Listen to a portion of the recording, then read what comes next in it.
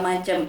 Nah, tapi di lain pihak, film ini membuat kreativitas kita jadi harus lebih ditajamkan lagi. Gimana caranya nih? Gue punya cerita yang kayaknya enaknya dibikin series nih misalnya, tapi gue harus padetin, tapi gimana caranya tetap masih bisa enak cara berceritanya dan juga nggak ada yang kayak hilang-hilang gitu, kayak kosong-kosong gitu. Nah, jadi memang, dan itu tadi yang aku sempat omongin di awal, aku pengen kita punya sesuatu film yang kita nonton di bioskop tapi rasanya tuh kayak nonton bareng temen gitu loh, yang kayak seru-seruan gitu. Nah, kalau misalnya dibikin series mungkin akan nontonnya sendiri-sendiri di rumah, terus baru nge-review gitu kan ya, baru ngomongin. Tapi ini semoga dengan ini tuh ada satu pilihan film yang memang genrenya tuh buat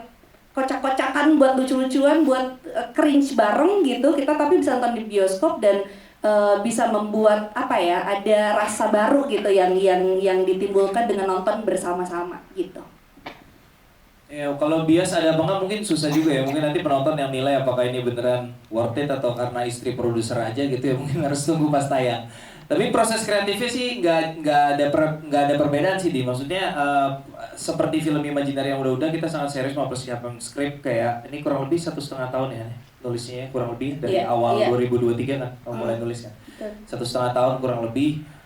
Terus juga sepanjang proses penajamannya antara interaksi kreatif antara produser sama sutradara juga berjalan dengan normal gitu. Artinya terjadi banyak sekali perdebatan-perdebatan yang akhirnya belajar dari pengalaman yang udah-udah. Aku sih banyak ngikutin visinya sutradara karena ya kami berdua memang udah sepakat kalau Imaginary harus dipimpin oleh visi kreatornya gitu. Kalau enggak kita kan bikin film yang gitu-gitu aja. Dengan ngikut sama visi kreatornya, dari situ kita bisa punya banyak macam-macam rasa yang muncul karena ya udah ini filmnya Meira, kemarin filmnya Ari Kritik, filmnya Yandi Lawrence dan lain sebagainya.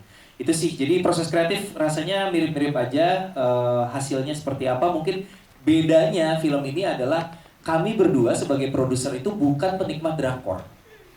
Gitu. Itu yang susah sebenarnya. Jadi kita tuh ketika nonton selama editing, emang gitu ya? Ini bagus gak sih? Percayalah. Second guessing. Kita berantem mulu yang ada di kita ragu editing. sendiri. Kayak misalnya yang tadi ya, adegan yang jatuh ditangkap itu kan buat gue kayak apa anda gitu.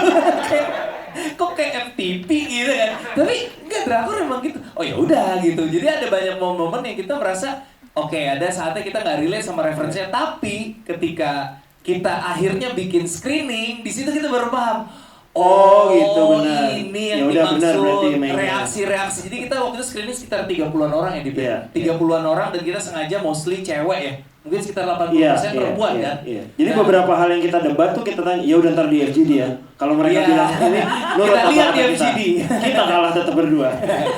Dan pas FGD yang sekitar 30 orangan itu baru kita ngerti, oh maksudnya Meira tuh gitu. Karena ngelihat dari reaksi ketika mereka penonton pada bereaksi, ada yang dukung Bimo, ada yang dukung Julian, gemes-gemesnya mereka, gregetannya, nyeletukinnya, gatel lu dasar dia, gitu ada.